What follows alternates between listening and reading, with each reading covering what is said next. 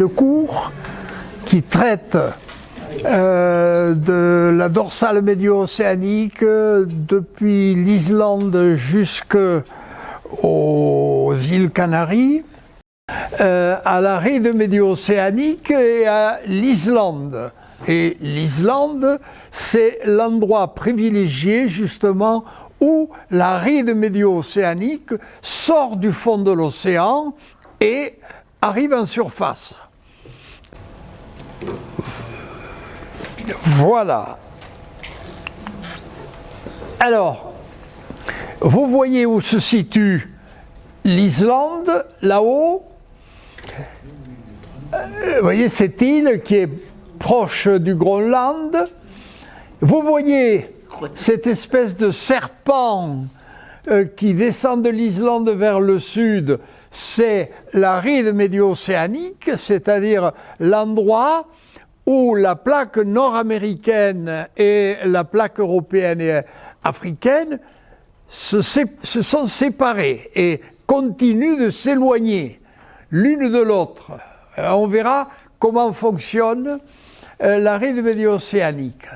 Et puis, j'ai ajouté les Canaries que vous voyez à droite, parce que les Canaries sont à mettre en relation avec le fonctionnement de la ride médio-océanique. Ce sont ce qu'on appelle des déchirures latérales, des rifts latéraux, puisque vous le devinez, et dans d'autres figures ça sera mieux, la ride médio-océanique, c'est pas un trait comme ça. Non, c'est toute une série, toute une multitude de compartiments qui jouent les uns par rapport aux autres, et entre ces compartiments, il y a des accidents transverses donc qui les séparent. Alors, qui parle Islande parle volcanisme. Alors, je vous ai mis cette figure pour vous montrer quelles sont actuellement les principales zones volcaniques en activité. Alors, vous voyez que, d'une manière générale, les rides médio-océaniques sont des endroits privilégiés pour le développement du volcanisme. Ça veut dire que la tectonique des plaques, avec la séparation des plaques, s'accompagne de montées de magma depuis le manteau supérieur et ça génère des volcans. La plupart des volcans sont sous-marins. Il y a, par exemple, vous voyez, autour du Pacifique, sur la gauche, là, j'ai marqué 4 ou 5 ou 6 volcans. Il y a 1600 volcans sur toute la ceinture océaniques qui sont susceptibles d'activité, 1600. Ça veut dire, évidemment, heureusement, ils ne sont pas tous en activité en même temps, et la plupart sont en activité sous 1 millier de mètres d'eau ou plus, ce qui fait qu'en surface, on ne voit pas grand-chose. Alors, vous voyez où se situe l'Islande et les Canaries également. Voilà une image un peu plus rapprochée de cette espèce de structure crocodilienne, en quelque sorte. Et vous voyez le rift central, la déchirure centrale, en anglais to rift, ça veut dire déchirer. Donc vous voyez la déchirure centrale et vous voyez toute une série de failles qui sont perpendiculaires en gros à cet axe, à cette zone de fracturation axiale et qu'on appelle des failles transformantes. Ce sont des failles qui transforment la structure de la croûte terrestre. Et les îles Canaries sont à l'extrémité justement de l'une de ces failles transformantes. Mais il y en a d'autres, les Açores, etc.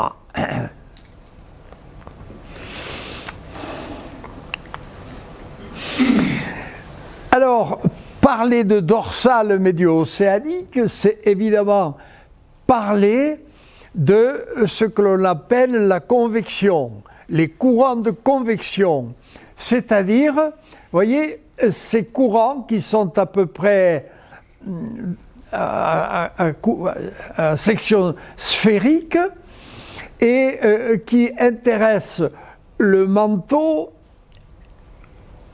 inférieur, le manteau supérieur, la sténosphère également, c'est-à-dire la partie tout à fait de contact entre le manteau et la croûte. Et vous voyez qu'il y a des endroits où la matière fondue et chaude monte vers la surface, et c'est à ces endroits-là que se situent les dorsales. Par contre, il y a d'autres endroits, par exemple ici à gauche, vous voyez, où l'on a une fosse océanique dans une zone de subduction, un endroit où la croûte s'enfonce sous la croûte voisine, comme ça, et à ce moment-là, on a de la matière qui descend vers le bas. Et cette matière qui est faite de croûte, eh bien, elle s'injecte dans le manteau et elle fond à cause de la température. Elle fond. Et c'est un peu ce qui se passe dans les Pyrénées. Alors, imaginez les Pyrénées, en particulier les Pyrénées orientales. Vous avez le nord est ici, le sud est là, et vous avez sous l'effet de la poussée africaine la croûte dite ibérique qui s'enfonce sous la croûte européenne, comme ça, et à partir de l'Ariège, vers l'est, la base de la croûte qui s'enfonce a fondu.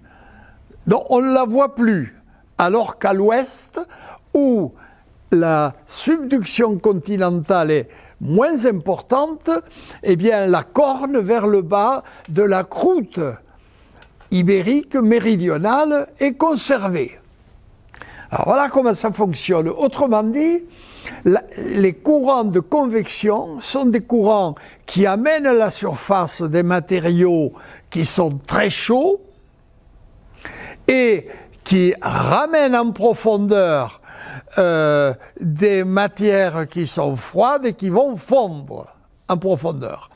Et comme le centre de la Terre est à 6000 degrés, il y a de la réserve de température pour un certain nombre de milliers, voire de millions d'années. Donc, tant qu'il y aura cette opposition entre une croûte extérieure froide et une partie intérieure de la Terre chaude, les courants de convection continueront à fonctionner et à alimenter la tectonique des plaques. S'il n'y avait pas les courants de convection, il n'y aurait pas de tectonique des plaques. Les plaques n'auraient aucune raison de se déplacer, elles resteraient sur place. Donc, c'est la chaleur résiduelle de la Terre qui alimente la tectonique des plaques et qui détermine le fonctionnement des dorsales.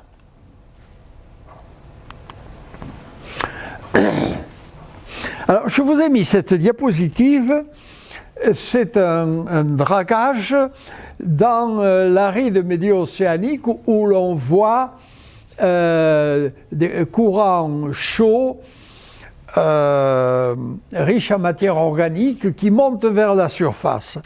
Pour vous rappeler que l'histoire de la Terre, eh bien, elle avance par saccades et chacune des guerres constitue une saccade positive.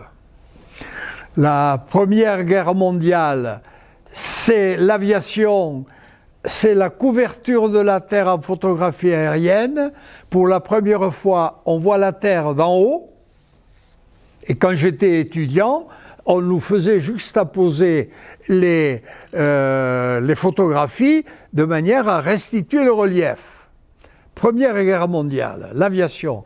Et Deuxième Guerre mondiale, ce sont les bathyscaphes, c'est l'exploration du fond des océans.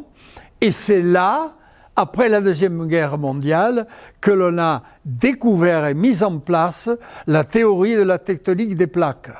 Dans les années, fin des années 50, début des années 60.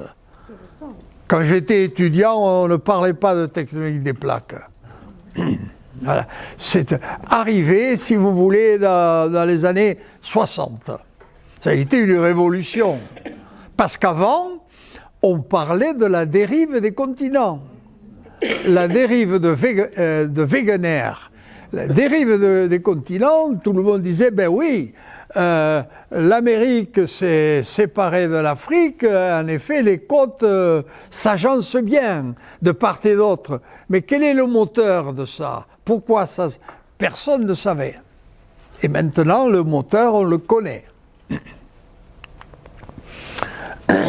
Alors, voilà un peu de vocabulaire qui nous permet de bien situer le contexte dans lequel nous allons travailler aujourd'hui. Vous voyez en 9 la dorsale, avec de la divergence. Vous voyez en 10 la transformante qui décale la dorsale. Vous avez à droite la fosse d'avant-pays, c'est-à-dire un endroit où on a un plan de subduction à droite, avec du volcanisme actif. Vous voyez, c'est le volcanisme de la cordillère des Andes, par exemple. On a la plaque pacifique qui s'enfonce sous la plaque africaine, non, sous la plaque américaine, et dans la zone d'enfoncement, ici, on est en distension. Là où il y a subduction, on comprime, mais au-dessus, quand une plaque passe sur l'autre, on est en distension. Et à ce moment-là, le volcanisme peut jouer. D'où le volcanisme de la cordillère des Andes. Alors, ce qu'il faut retenir aussi, ce sont les points chauds. Les points chauds, c'est-à-dire, ce sont des accidents qui traversent la croûte terrestre, qui sont en relation plus ou moins éloignée avec le fonctionnement des dorsales.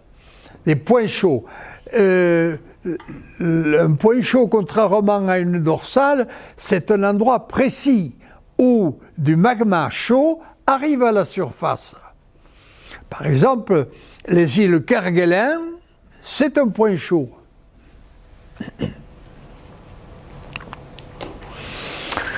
Voilà l'histoire donc d'un rift. Vous voyez en haut, ici, le début de la distension. La croûte a une épaisseur à peu près égale partout, mais elle commence à se craqueler. Et le magma chaud qui est dessous pousse vers le haut. Ça, si vous voulez, c'est la situation du parc de Yellowstone actuellement, aux États-Unis. L'endroit où le manteau chaud pousse la croûte et va la faire éclater. Et ensuite, sur les figures du bas, au milieu et en bas, vous voyez la déchirure, c'est-à-dire le rift, s'ouvrir progressivement et générer ainsi la ride médio-océanique lorsque la croûte est complètement fracturée et cassée. Et par conséquent, les matériaux du manteau peuvent monter à la surface.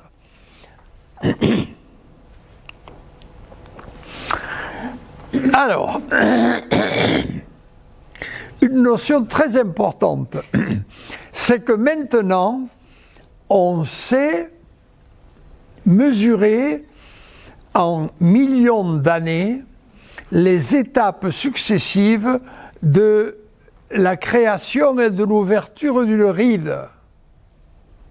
Et cette ouverture se fait non pas d'une manière régulière, avec un pôle nord magnétique au nord et un pôle sud au sud, mais avec une inversion paléomagnétique des pôles. C'est-à-dire qu'il y a des moments où les ondes électromagnétiques s'enfoncent au niveau du pôle nord et d'autres périodes où ces mêmes ondes s'enfoncent au niveau du pôle sud.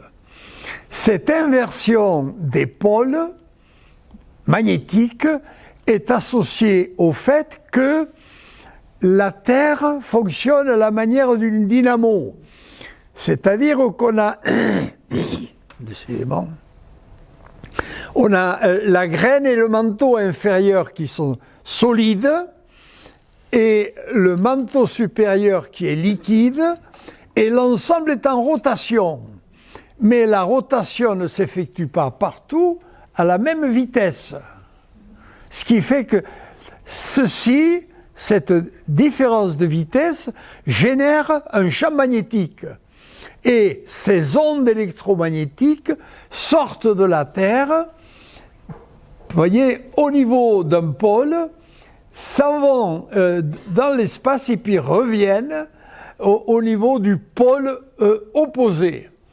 Et dans le cas qui est présenté ici, vous voyez que le champ magnétique est inverse, c'est-à-dire que les ondes descendent dans la Terre par le pôle sud, S, alors qu'actuellement, ça descend par le pôle nord, N. Voilà la fameuse dynamo dont je vous parlais. Vous voyez le noyau interne qui est solide et le noyau externe qui lui est liquide, et l'ensemble est animé de mouvements de rotation. Ce mouvement de rotation n'est pas homogène, l'une et l'autre ne tournent pas avec la même vitesse et ça génère un champ magnétique. C'est une dynamo en quelque sorte. Alors voilà l'application. Là vous avez l'histoire d'une dorsale médio-océanique, d'un rift qui a évolué progressivement en s'élargissant. Et vous voyez avec les teintes différentes et les plus et les moins, l'inversion des champs magnétiques. Plus, c'est le pôle nord qui recueille les ondes, moins, c'est le pôle sud.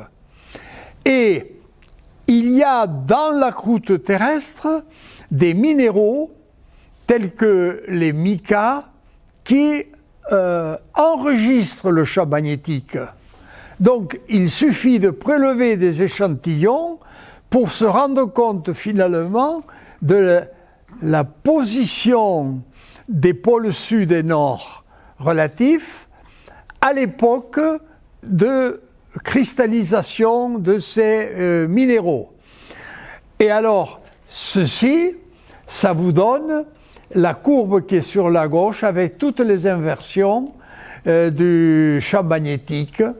Et ce qui est intéressant, c'est que, quelle que soit la dorsale, médio-atlantique, Pacifique, océan Indien, etc., eh bien, les inversions des pôles s'effectuent au même moment partout. Ce qui fait qu'on peut corréler. On peut corréler, calculer la vitesse, calculer le volume de matière qui est arrivé à la surface et prévoir ce qui peut se passer à l'avenir également. Voilà une image qui illustre ce dont nous venons de parler.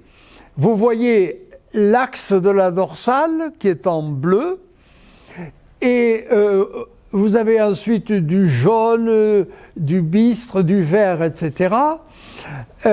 Chacune de ces teintes correspond à une période de position relative du pôle nord et du pôle sud, avec les inversions. Et les inversions s'effectuent à travers quelques milliers d'années, mais à l'échelle des temps géologiques, c'est instantané. Ce qui fait que les traits qui sont là, ça devait être, si vous voulez, des traits un peu plus élargis, mais à l'échelle des temps géologiques, c'est rien du tout. C'est rien du tout. Alors, ce que vous voyez également, ce sont les failles transformantes, c'est-à-dire qu'une dorsale n'est jamais une ligne droite, elle est toujours en travers parce que il y a des endroits où, grâce à ces transformantes, la vitesse de déplacement est plus ou moins grande. Et ceci nous amène tout naturellement à parler de l'Islande, cette île qui est près du pôle Nord, où le seul endroit de la Terre, la ride médio-océanique est à la surface et on voit son fonctionnement, on peut le toucher. Alors, voilà en quelques lignes l'Islande. Alors vous voyez qu'elle a été découverte assez tardivement, finalement, en 870, par des Vikings qui venaient de l'Europe du Nord, Norvège et autres. Elle a été colonisée ensuite par les Norvégiens. Elle a monté le premier parlement démocratique en 930, le premier parlement de la planète. Et on visite l'emplacement d'ailleurs, où se situait ce parlement. Ensuite, elle a été christianisée, puis sous tutelle danoise, puis en 1904, relativement autonome. 1941, avec la guerre, c'était pied-à-terre pour les armées américaines. Donc elle a été protégée. Et puis, elle est devenue une république indépendante en 1944. Sa superficie, vous voyez, 103 000 km². Bon, c'est à peu près le sud-ouest de la France. À peu près. 7 régions géographiques et la population 330 000 habitants, donc plus du tiers à Reykjavik, la capitale. Alors je vous ai dit qu'à cet endroit, l'Islande, la ride médio-océanique était en surface et elle se traduit, cette ride médio-océanique, par ses couleurs. Les couleurs en particulier marron. Et vous voyez qu'il y a deux ensembles de lignes, deux alignements, un à gauche qui passe à proximité de Reykjavik, et puis il y a un décalage, et puis il y en a un autre à droite. Et dans les deux cas, vous avez en jaune les volcans actifs, qui évidemment sont des volcans de surface. Un détail, toutes les formations de l'Islande, les formations géologiques, sont des formations volcaniques, sont des volcans, des laves volcaniques plus ou moins anciennes, excepté à un endroit, ici, Voilà, ici on est dans la presqu'île d'une ville qui s'appelle Akureyri, et là il y a je crois que j'ai eu le diapo, quelques sédiments avec des fossiles marins du Miocène, c'est-à-dire à peu près 5 millions d'années.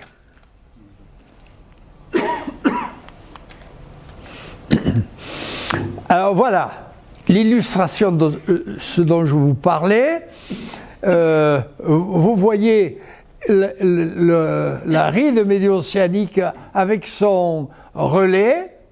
Vous voyez la plaque d'Amérique du Nord à gauche en vert et la plaque Eurasie à droite en bleu. Autrement dit, on peut, en traversant le rift, quelques dizaines de mètres, passer d'un continent à l'autre. Voilà. Et à gauche, vous avez ici une image de la bordure du rift. Alors, sous la neige, il est constitué ici d'un certain nombre de compartiments qui basculent tous vers la gauche. Ça veut dire que l'axe du rift est à droite.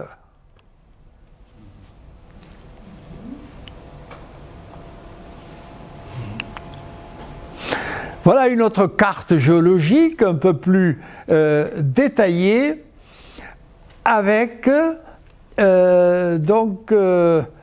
ces deux grands alignements de volcans qui correspondent à la ride médio-océanique. Alors, voilà la tournée que je vous propose. Nous allons faire le tour de l'île.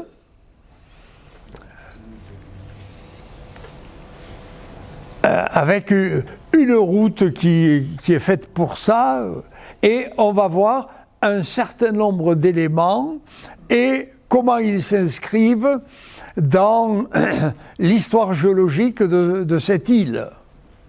Et vous voyez, nous allons partir de la capitale, Reykjavik, qui se situe ici, puis nous allons filer vers le nord, comme l'indique la flèche, en direction d'Akureyri.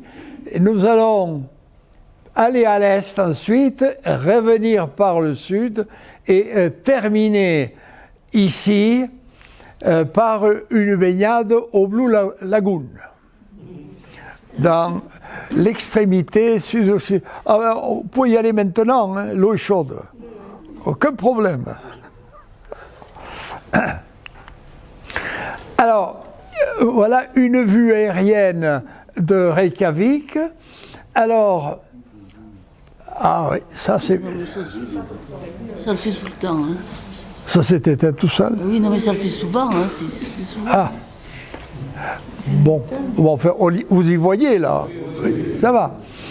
Alors, c'est une ville en bordure de mer. Il y a quelques grands immeubles, mais pas beaucoup. Et l'essentiel, ce sont des résidences principales avec des toits colorés que je vais vous montrer un peu plus loin. Ici, vous voyez la cathédrale, ici, avec un clocher absolument magnifique. Voilà. Ce qui frappe, si vous voulez, c'est pas les tuiles toulousaines qu'on a sur les toits. Hein? Ce qui frappe, c'est la couleur, la coloration. Hein? Bon, il y a deux choses qui m'ont frappé en Islande, entre autres. C'est d'une part la propreté, la couleur des habitations, et puis ensuite la qualité du vin qui venait d'Afrique du Sud.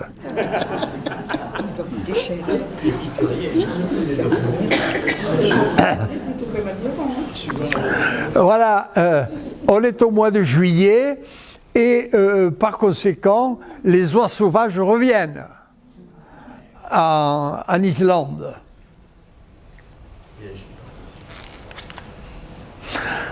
Alors, voilà un élément de la ride. On est à Ingvellir, c'est-à-dire à une dizaine de kilomètres au nord-est de Reykjavik, et il y a toute une série de panneaux comme ça qui affectent la croûte terrestre, hein, et faille ouverte en quelque sorte.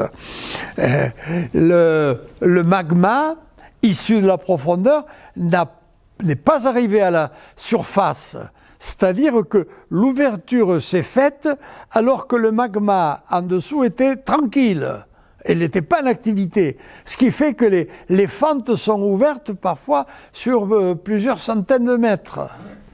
À d'autres endroits, par contre, c'est plus que plein et il y a des laves volcaniques partout.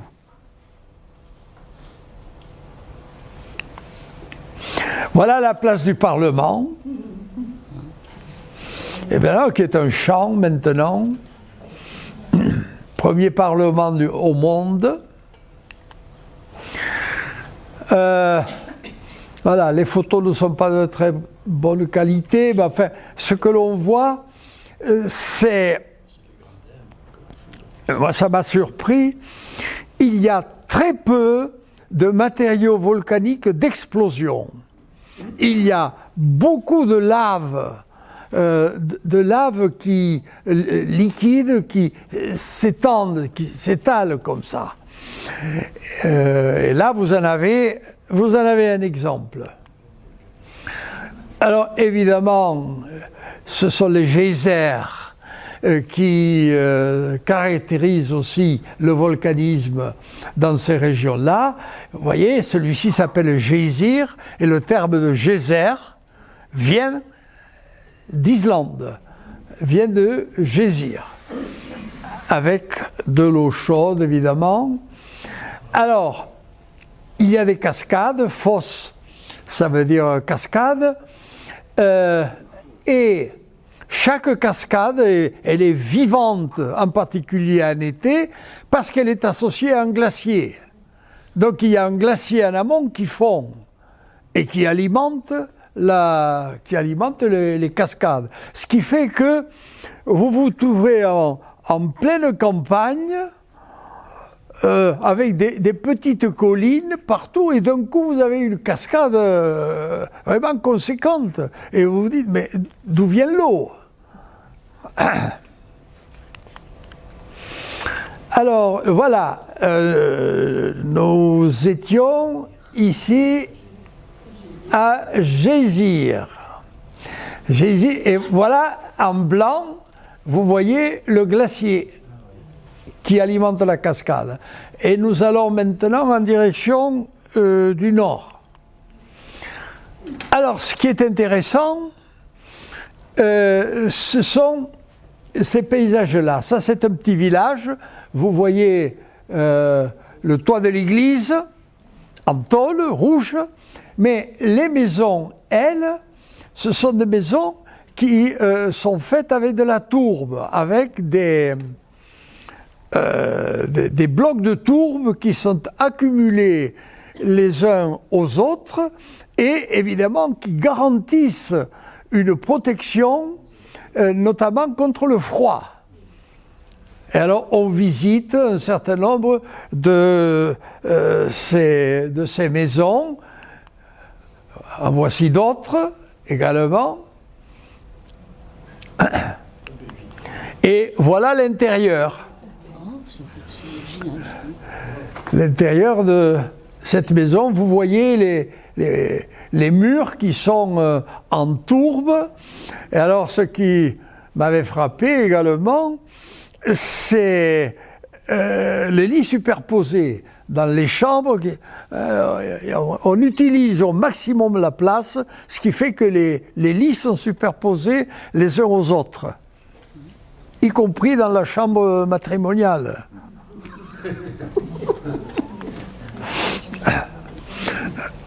Un autre aspect également, c'est la faune. Là, on est proche d'Akureyri, au nord, et il y a des chevaux, il y a beaucoup d'herbes, évidemment. Et nous arrivons à la deuxième ville du pays, la ville d'Akureyri, et avec le Eyjafjörður, c'est-à-dire un fjord. Alors, vous voyez la forme à nu de la vallée, au fond de laquelle la mer s'est infiltrée, est arrivée. Et cette vallée est immense par rapport au relief avoisinant. Et tout ceci indique évidemment l'action de la glace, l'action du glacier. Les vallées sont glaciaires et non pas fluviales. Voilà, oui, la photo n'est pas très bonne. Vous voyez, ici, le Miocène marin. C'est-à-dire qu'il y a là des couches avec des coquilles de la Mélie-Branche. La mer Miocène a pu rester là quelque temps entre les volcans. Voilà encore une autre cascade qui s'appelle Godafoss également. Ah oui, et là il y a une grande dépression au nord-est de l'Islande avec non pas un lac mais toute une série de lacs. Il n'y a pas d'exutoire sur la mer, ce qui fait que l'eau reste sur place. Et ce que l'on voit bien, c'est à la fois le relief plat, d'origine glaciaire, et puis à droite, vous avez un volcan. Alors ça, c'est un volcan que l'on visite également, qui est plus près du centre de l'île. Et vous voyez, il est intéressant parce que il n'y a pas de végétation, ce qui fait qu'on voit les cailloux. Alors vous voyez le petit chemin, et on monte ce petit chemin, et puis on peut descendre dans le fond du cratère, de la caldeira, et il y a de l'eau chaude. Ça, c'est un volcan qui est relativement récent. Alors, voilà des roches volcaniques également, à proximité de ce volcan, des laves, comme d'habitude, qui s'écoulent, et une petite rivière a remanié les dépôts volcaniques. Et alors, ce que l'on voit là, c'est une barre de méandres avec des changements de pendage des couches qui traduit le fonctionnement justement de la rivière. Et que c'est une rivière qui dessine des méandres, ça veut dire qu'il n'y a pas de relief.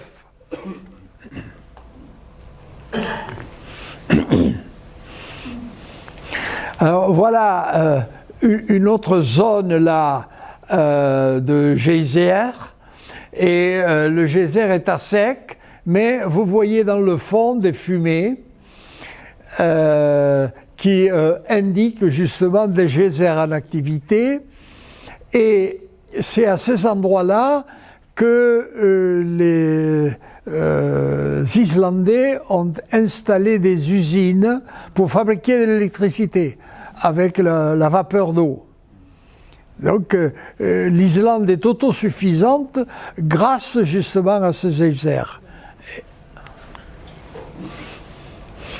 Voilà, les couleurs rouge ou ocre sont liées à la présence d'algues lorsque le lac était en eau, les algues se sont développées et puis elles ont séché sur place. Et on devine les fumées un peu plus loin. Une autre cascade qui porte un nom différent, d'Étiphos également. La faune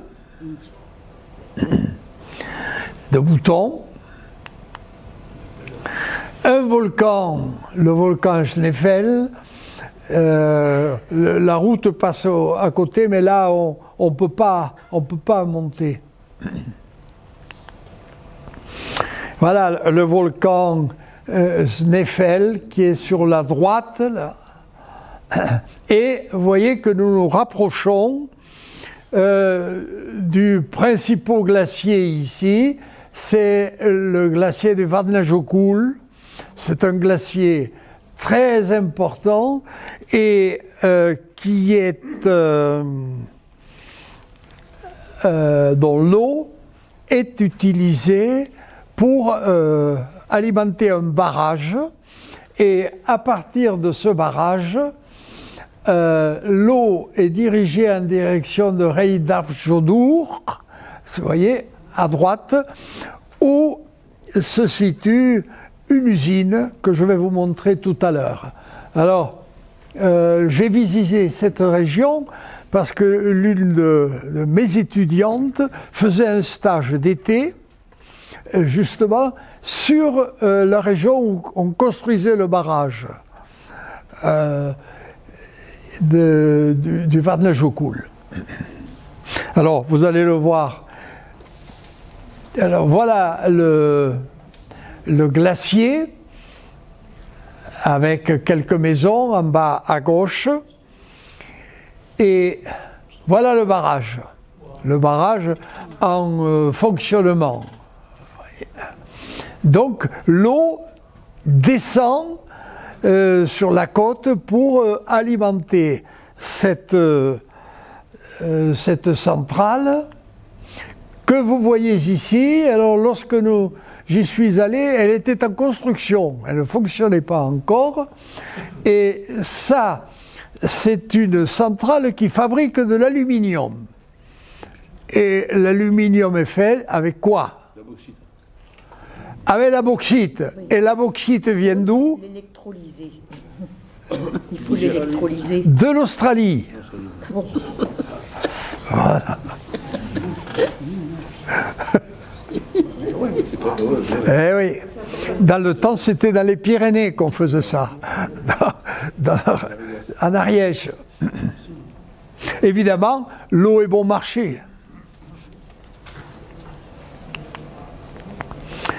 Là, on voit dans le glacier de Vatnajökull un débris de moraine latérale et frontale.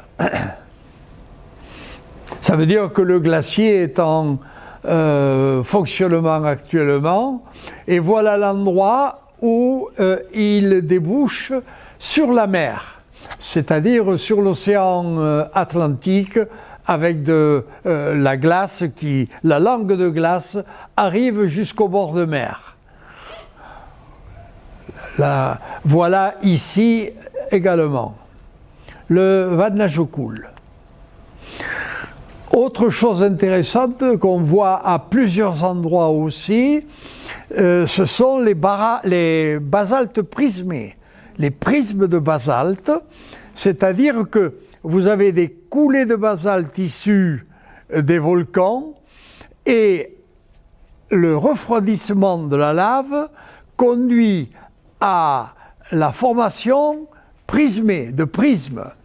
Et ces prismes se développent perpendiculairement au sens d'écoulement de la lave, en relation avec le refroidissement qui est au bout de la langue qui s'écoule. La lave est chaude en amont, et puis elle va devenir froide. Et là où elle cristallise, où elle se forme, eh bien elle se forme avec ces prismes-là. C'est assez spectaculaire, et c'est très général ça. Dans le Massif central, on voit des choses comme ça aussi. Autre chose également, ce sont les macareux. La photo n'est pas très bonne, mais ils ont des endroits où nicher et je pense, et il y a peu de prédateurs par rapport aux œufs. Pas entendu parler de renards ou autres. Ce qui fait que ces macareux, parfois il y en a des vols très importants. Voilà une autre partie également, une autre coulée basaltique. Et là, on voit en particulier qu'il y a deux coulées. Vous avez une première coulée à gauche qui a cristallisé avec des prismes verticaux, et par-dessus, vous avez une coulée où les prismes ont cristallisé pendant le déplacement, ce qui fait qu'ils sont courbes, comme ça. Ça aussi, c'est surprenant. Les cerfs, vous voyez, avec les fumerolles qu'il y a derrière, eh bien, on visite ces cerfs. Qu'est-ce qu'on voit dans les cerfs? Des bananiers. Des bananiers? Ouais. Évidemment, la chaleur ne coûte pas très cher à cet endroit-là. Voilà, là c'est loin, hein, mais vous voyez une centrale thermique tout à fait au fond, qui assure l'autonomie de l'Islande au point de vue énergétique. Et nous terminons notre trajet par la visite du Blue Lagoon. Alors ça, c'est une importante structure hôtelière et évidemment l'eau est chaude et à profusion, ce qui fait que on peut en profiter même en hiver. Et voilà, le Blue Lagoon se situe tout à fait en bas ici. Ça veut dire que nous avons fait rapidement, tel que je l'ai fait il y a 20 ou 25 ans, le tour de cette île qui est assez particulière. Et nous allons maintenant vers les Canaries, où les choses sont à la fois très différentes, mais complémentaires.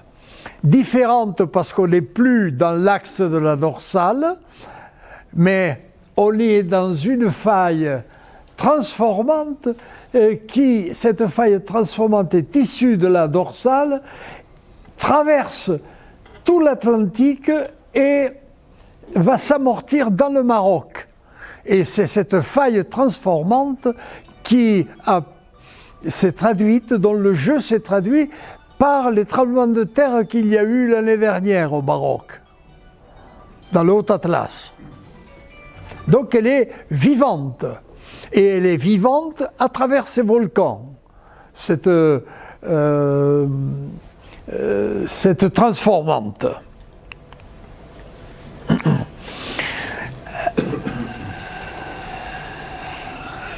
Voilà quelques mots d'histoire pour faire connaissance avec ces îles. Vous voyez, fortunées dans l'Antiquité, puis occupées par les Berbères, puis par l'Espagne, et avant de devenir autonome en 1982. Il y a 7 îles principales, et avec un volcan qui est beaucoup plus haut que les autres, le Teide, 3718 mètres, et qui est en pseudo-activité. 2 millions d'habitants et une ville plus importante que les autres, Las Palmas, 350 000 habitants. Alors voilà les îles qui sont là. Alors je vais vous montrer quelques vues de Tenerife et de Lanzarote. Ce sont les deux seules îles que j'ai visitées. Alors voilà la grande faille dont je vous parlais tout à l'heure, qui, voyez, traverse l'Atlantique, qui est jalonné par ces volcans des îles Canaries et qui va s'amortir plus ou moins loin dans le Haut-Atlas.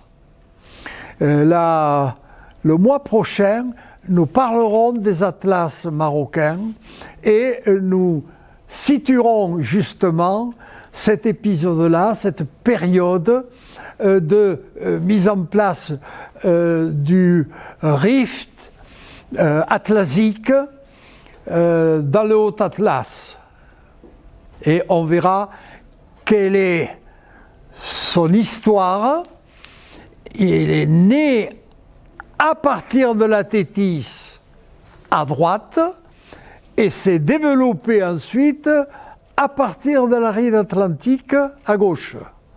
Donc il a une double histoire que je vous raconterai la prochaine fois.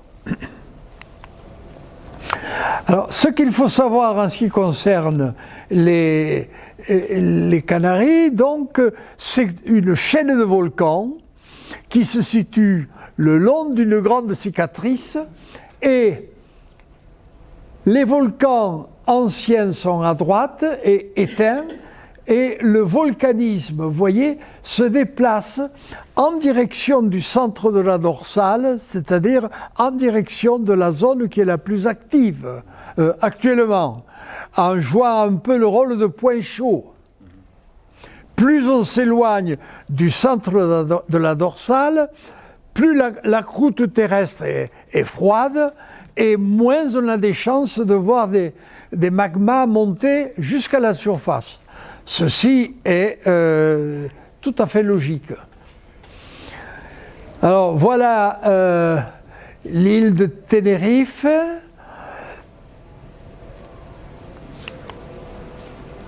Avec le Teide.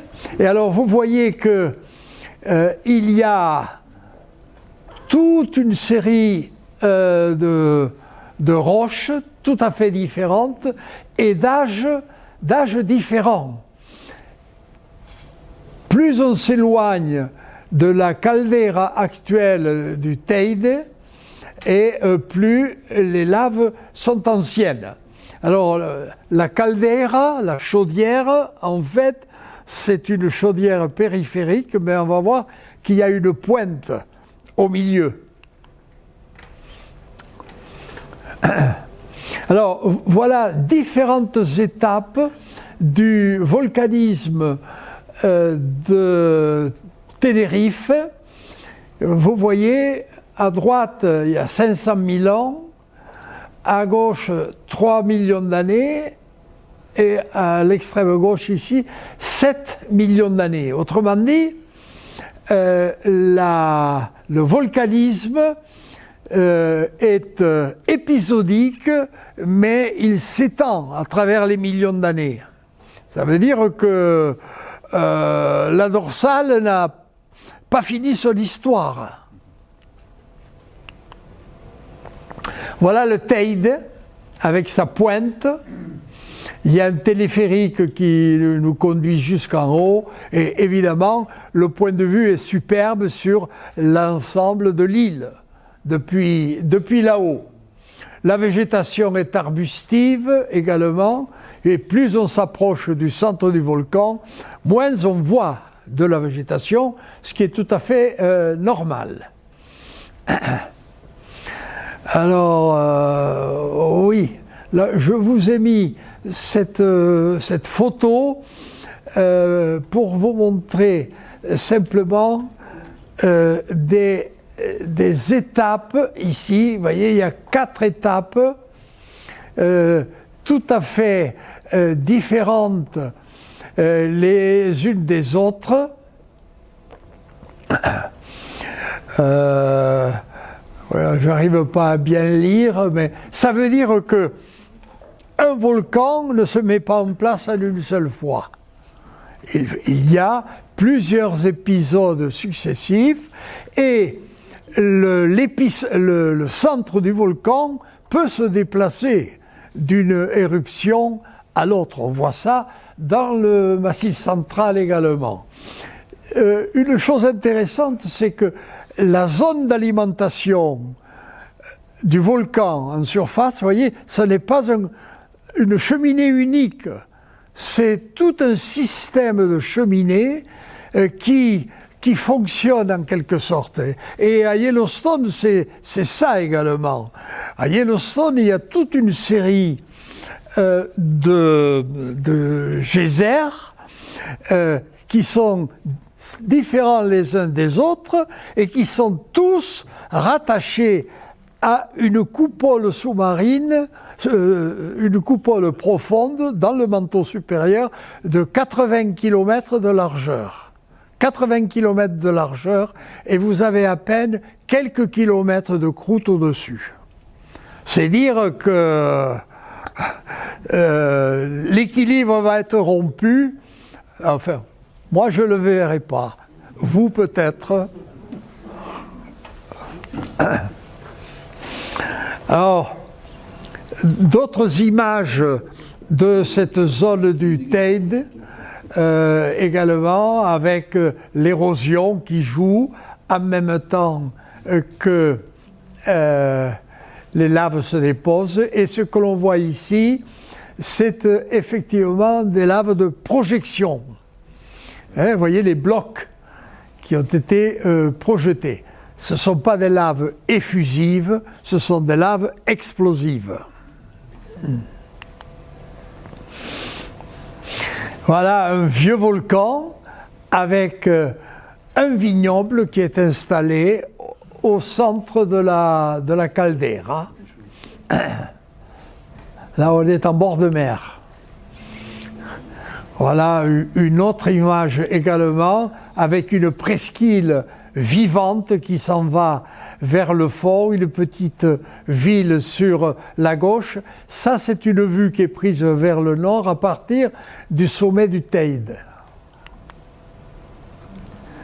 Le voici encore, ce volcan.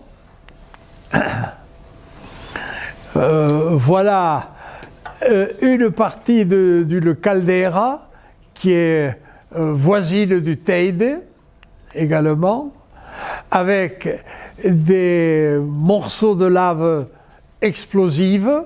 Voilà une bombe volcanique que mon petit-fils est en train de nous montrer. Et nous arrivons à Lanzarote. Alors ça, c'est l'île qui est plus au nord-est et vous voyez que c'est une île également qui a eu une longue histoire géologique. Vous voyez, le premier fonctionnement, 14 millions d'années, et le deuxième, 1824.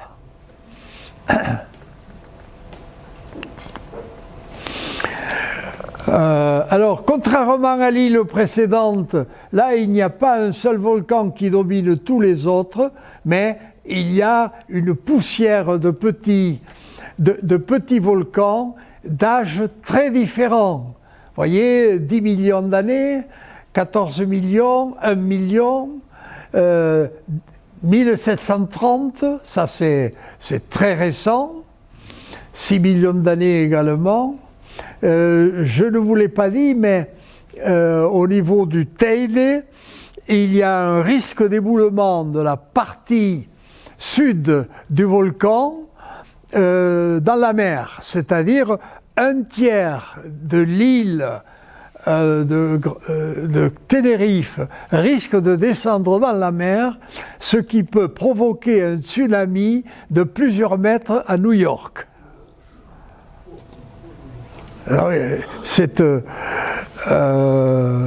cette instabilité, on la devine au nord du Teide. Mais à l'époque, quand j'y suis allé, on ne m'avait pas signalé ça. Voilà un parc national où on visite toute une série de structures volcaniques, des roches. Voilà, on prend un bus et puis on se promène au milieu des laves et on s'arrête pour voir différentes laves volcaniques. Alors ça, c'est intéressant aussi.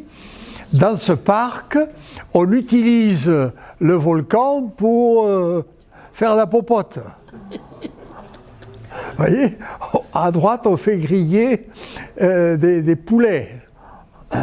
Ah, ça coûte pas cher, finalement.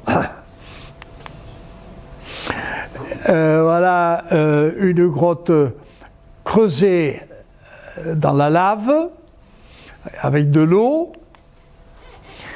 Voilà des cendres volcaniques qui traduisent effectivement une période d'explosion du volcan, des laves de coulées également, un peu comme en Islande. Alors ça, c'est intéressant. La plage aux olivines, eh bien, on cherche, mais on trouve des olivines. Les olivines, ce sont des minéraux verdâtres qui font à peu près 1 centimètre de diamètre et qui peuvent être utilisés en bijouterie. Vous voyez, nous on a cherché, on n'a pas trouvé. Mais voilà, la plage aux olivines, l'olivine c'est un des minéraux évidemment de ces laves volcaniques. En voilà un. Vous voyez, celui-là il n'est pas très beau. Il a les contours, mais la partie intérieure du minéral n'est pas bien cristallisée. Ça vaut pas le coup.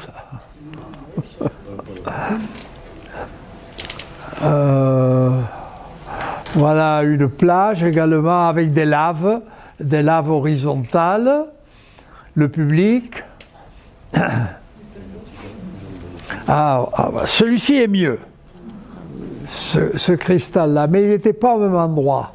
Vous voyez, celui-ci, on peut probablement, malheureusement, je n'ai pas mis l'échelle, mais c'est peut-être 20-25 cm.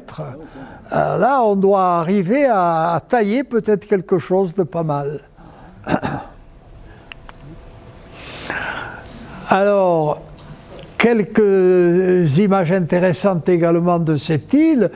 Ici, c'est le sel que l'on utilise, le sel de mer. On fait écouler l'eau de mer dans des grandes salines et puis on recueille, une fois que l'eau s'est retirée ou presque, on recueille le sel. Et une autre chose intéressante également, c'est la vigne.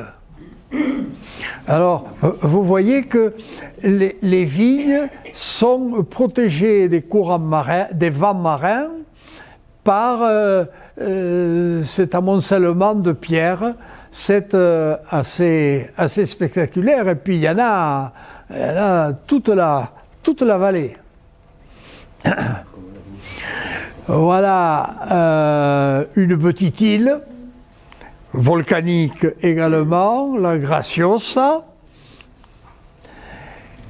Et voilà le monument fait par un grand artiste, César Manrique, al campesino, ça veut dire à l'homme de la campagne, qui trône sur l'un de ces reliefs de Lanzarote. Voilà ce que je voulais vous montrer aujourd'hui.